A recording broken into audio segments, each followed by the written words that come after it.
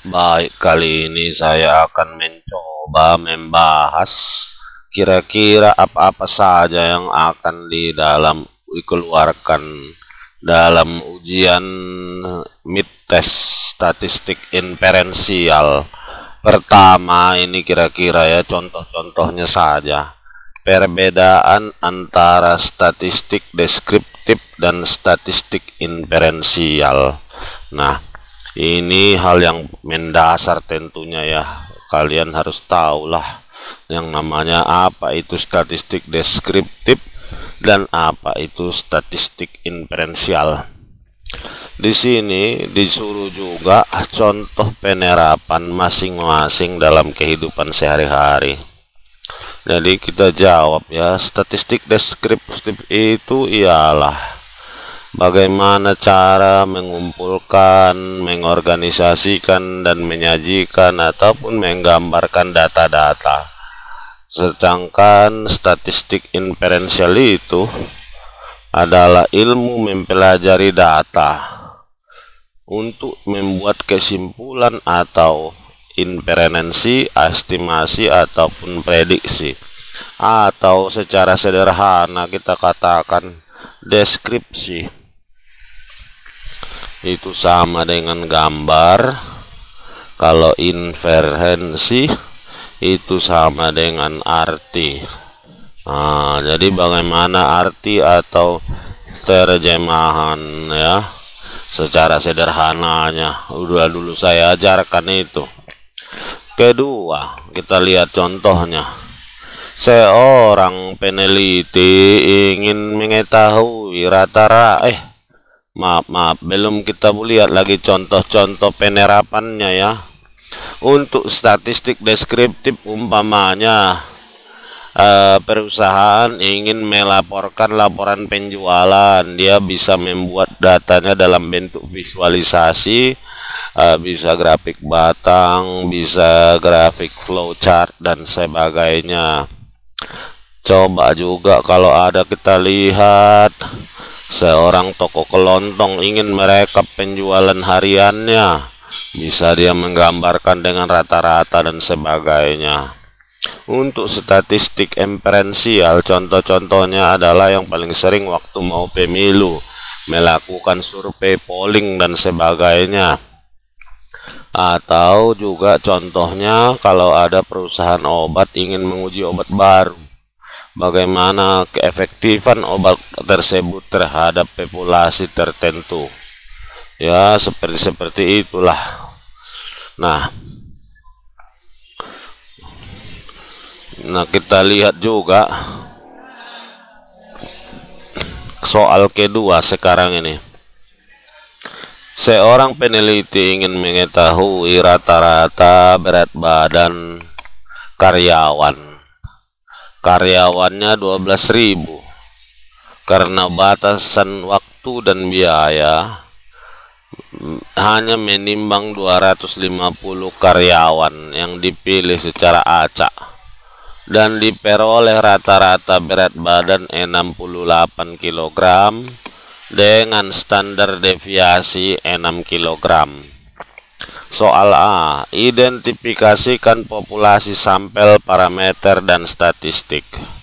Soal B, mengapa peneliti menggunakan sampel bukan mengukur seluruh populasi? Nah, sinilah kita coba. Kita jawab lah ya. Pertama, siapa populasi? Populasi tentunya adalah seluruh karyawan, yaitu 12.000. Nah, selanjutnya sampelnya adalah yang bagian dari populasi yang dijadikan objek penelitian, yaitu 250 karyawan. Parameter adalah rata-rata berat badan dari seluruh karyawan. Jadi parameter itu definisinya adalah karakteristik numerik dari populasi. Jadi karakteristik atau numerik angka dari populasi, yaitu rata-ratanya 68 kilo. Karena parameter ini juga sering diambil sebagai lambangnya mu atau mu, ya, mu. Nah, terakhir adalah statistik.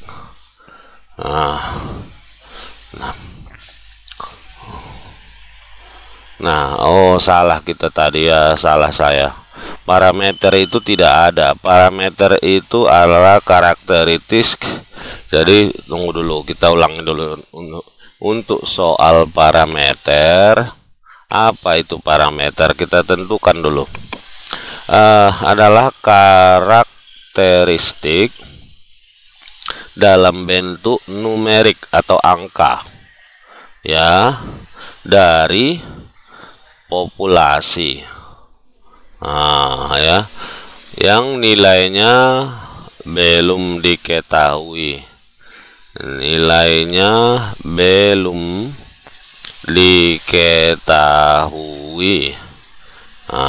dan yang ingin diestimasi. Itulah arti parameter. Jadi dia lambangnya itu seperti huruf Latin itu dibaca dengan mu. Seperti ini kira-kira. Nah, kalau statistik itu kan karakteristik numerik yang diambil dari sampel, ya, yang diambil dari sampel dan diketahui. Maka statistik dari soal ini adalah rata-rata berat badan 68 kg. Nah, dan satu lagi rata-rata berat badan. Dan juga statistiknya adalah simpangan baku atau standar deviasi yang 6 kg. Soal B, mengapa peneliti menggunakan sampel bukan mengukur seluruh populasi? Tadi udah dijawab ini. Pertama, keterbatasan waktu, keterbatasan biaya, terbatasan apalagi sumber daya. Untuk selanjutnya, untuk mendapatkan akurasi yang sama dengan waktu yang singkat, ya, dan juga ada dalam efektivitas, dan diperbolehkan oleh statistik tentunya. Soal nomor 3, berikut ini adalah nilai ujian 6 siswa. Inilah ujian nilainya. Kemudian lakukan uji normalitas dengan uji Liliford pada alfa 0,05. Rumusnya adalah ZI XI kurang X bar dibagi S, di mana L hitung sama dengan FZI dikurang SZI maksimum. Lalu bandingkan dengan tabel. Nah, untuk ini pertama kita hitung dulu yang ini X bar atau X rata-rata, di mana kita ketahui 65 tambah 70 tambah 75 tambah 80 tambah 85 tambah 90. Nah, inilah dibagi 6. Nah, itulah tadi dapat rata-ratanya. Totalkan dulu ini semua bagi 6, dapatlah X bar. Nah, X bar, ya. Nah, sesudah kita dapatkan X bar itu dihitung tadi nilainya adalah 77,5. Nah, selanjutnya kita hitung S atau variannya. Nah, kita lihat S ini rumusnya adalah S sama dengan akar dari sigma X dikurangi X bar dikuadratkan dibagi N kurangi dengan 1. Maka yang perlu kita cari nilai X bar udah kita ketahui.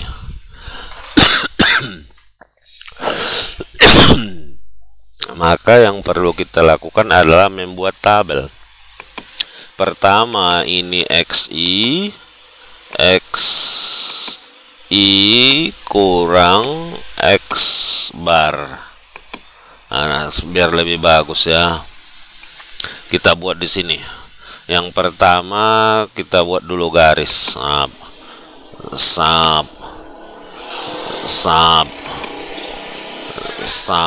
ya, kita bikin di sini, kita bikin XI. Nah, baru kita buat di sini X bar. Nah, baru kita buat di sini bukan X bar, nggak perlu, kita buat saja dia menjadi kita ulang lah ya, kita buat tabel ini, baru ini. Nah, kita tulis di sini ini XI, baru ini kita lihat menjadi XI dikurang X bar. Nah, baru di ini menjadi XI kurang X bar kuadrat. Dikuadratkan dia. Kenapa? Karena rumusnya adalah seperti itu. Nah, pertama kita masukkanlah di sini 65. Nah, baru 65 dikurang tadi X bar sama dengan 77,5. Nah, berarti 65 kurang 77,5 dapat minus 12,5.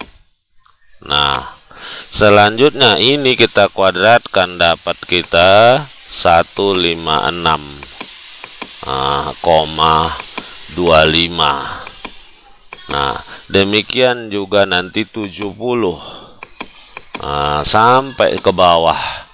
Selanjutnya tentunya kita memerlukan sigma yang ini, total yang ini kalian total nanti ke bawah, dan ini juga total ke bawah menjadi sigma XI kurang X bar, baru nanti ini juga total ke bawah, dapatlah sigma XI.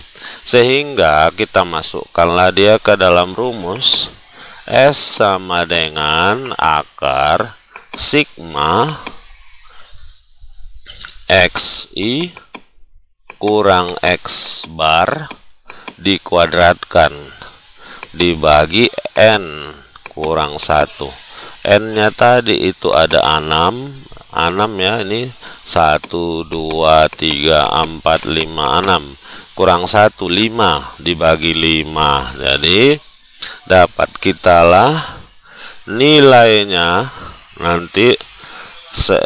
Nilai S-nya itu adalah variannya 9,35.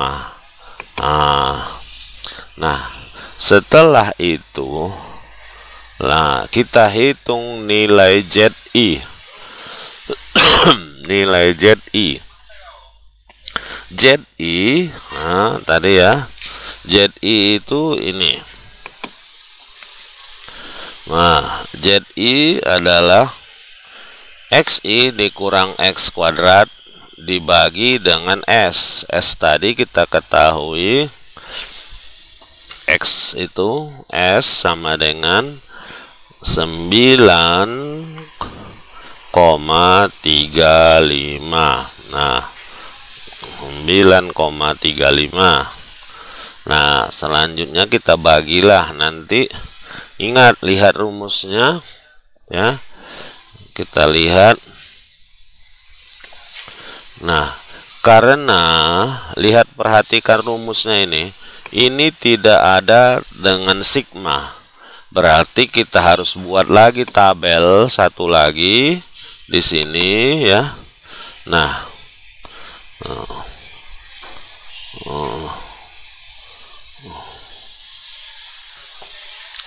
Ya, di sini dia kita ketik X I. Nah, selanjutnya di sini kita ketik Z I sama dengan berapa dia X I.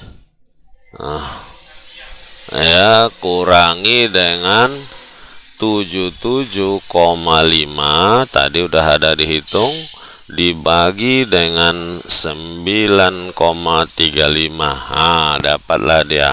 Nah, masing-masing sekarang kita isikan. XI pertama itu adalah 65. 65 dikurangi dengan 77,5 dibagi 9,35, dapatlah negatif 1,337. Nah, selanjutnya 70 dikurangi 77,5 dibagi 9,35, dapat kita adalah 0, negatif, dia tetap negatif 0,802. Begitulah ya. Sehingga nanti setelah kita hitung semuanya, yaitu kita hitunglah yang ini FZI. ZI tadi sudah kita hitung, dapat tadi di tabel FZI. Ya, FZI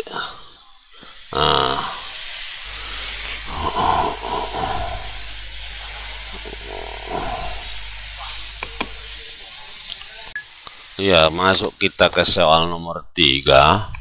Berikut ada data nilai ujian siswa 65 sampai 90. Lakukan uji normalitas dengan uji Liliford dengan alfa 0,05. Rumusnya ini, L hitung ini, bandingkan. Nah, kita coba ya. Ini kalau kita lakukan dengan Excel terlalu lama panjang sekali. Kita cobalah melakukannya dengan SPSS ya, karena lebih gampang, lebih singkat. Kita pertama kita masuk ke variabel view, kita berikan namanya pertama nilai. Nah, enter. Nah, nilai itu tidak ada desimalnya, baru kita masuk ke data view. Nah, di sini kita isikanlah 65, 70, 75, 80, 85, 90. Nah, sesudah kita masukkan datanya, tentunya kita bukalah, saya besarkan supaya kelihatan, analise ya, deskriptif statistik. Tunggu dulu.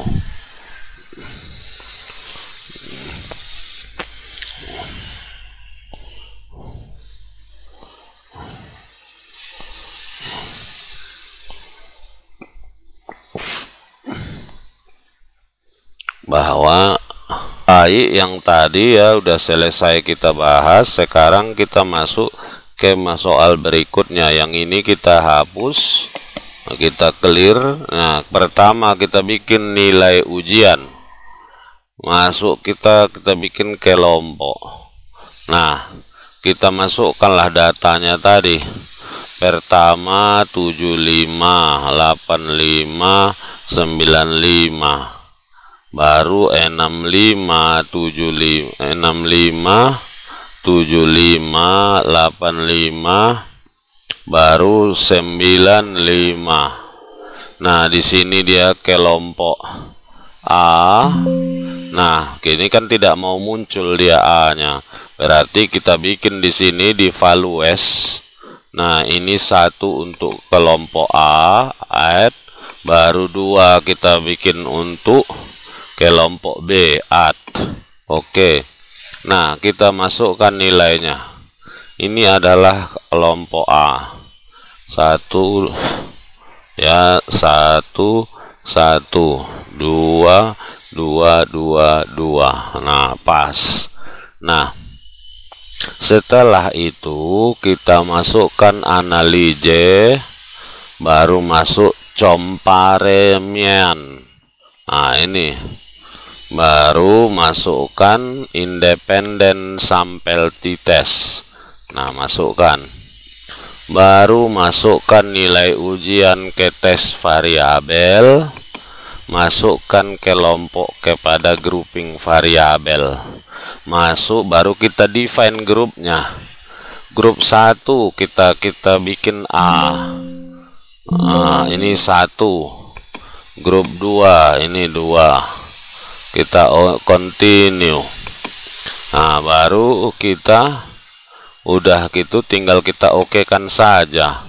Nah, inilah hasil yang diperoleh ya. Nah, di sini kita lihat untuk uji homogenitas ini, kita lihat dari uji Levin test. Nah, Levin test statistiknya. Nah, dia di sini kita lihat ya, kita lihat di sini. Ini kita geser dulu supaya nampak. DF1, DF2. Nah, kita lihat nilai siknya, nilai sik. Nah, ini di sini nilai sik ya. Nah, ini dia. Nah, dia 0,604 ya.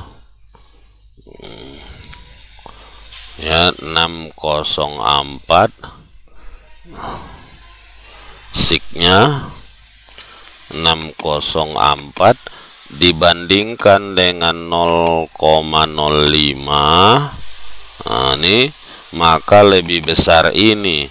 Maka karena sik lebih besar, maka dikatakan data tersebut homogen. Nah, ya. Jadi begitu caranya, lebih cepat di SPSS. Nah, sekarang kita masuk kepada soal kelima.